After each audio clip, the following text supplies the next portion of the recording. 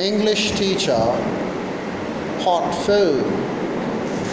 Theories about teaching come from disciplines such as psychology, sociology, philosophy, as well as from the study of the science and art of pedagogy. Effective teaching training of the children from the wisdom gained in the practice of these disciplines. Although it is important for you to become familiar with major theories of education and instruction, such knowledge by itself will not ensure effective teaching. To teach effectively, you must know the subject you will teach and be able to translate theoretical knowledge into action. Learning to teach also involves a type of research that has been described as critical reflection or inquiring into making a sense of practice. In our sense of the term, reflection goes beyond personal mental exercise. It often involves writing and conversing, so it is practiced by both individuals and groups. Group reflection is based on the non-judgment, open-ended question. Those are the questions that have no prescribed right answers and the thoughtful responses.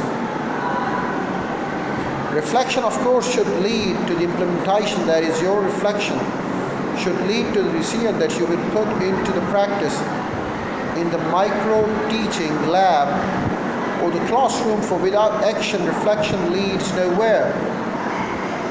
Houston, 1988. The cyclical approach of the inquiry, reflection, and the action, which brings the process of lifelong professional learning through inquiry into the teaching practice, can provide you and your fellow teachers in training with ample opportunities to participate in the role of teachers as researchers, producers as opposed to the consumers of professional knowledge. Friesen, 1991. The teacher as a learner. One of the factors that can strongly affect your further teaching style is the highly individual matter of your preferred learning style. To this point, you may have taken your own learning style preferences very much for granted, but as you begin to teach, you will find that some students prefer to learn and respond best in teacher-centered home class setting, while others learn the best small group, and still others prefer to work alone. So it differs from nature to nature. Learners who learn best in the teacher-centered situations have been termed the field-dependent.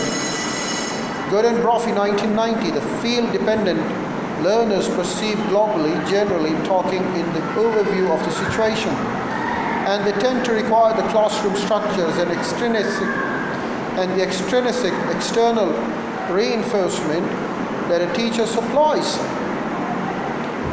They are counterparts of the field-independent learners.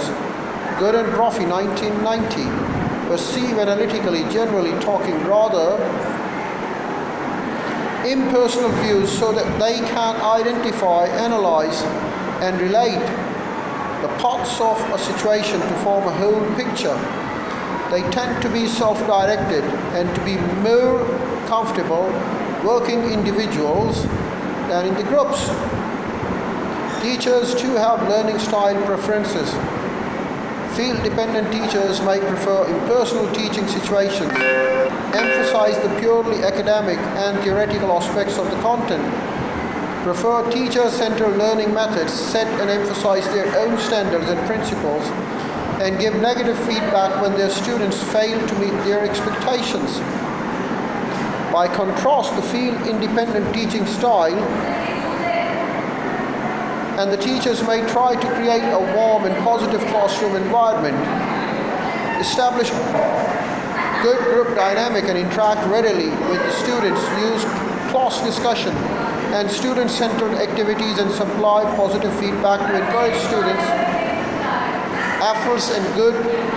They involve students in organizing lesson content and use questions to verify the students' understanding and the lesson presentations.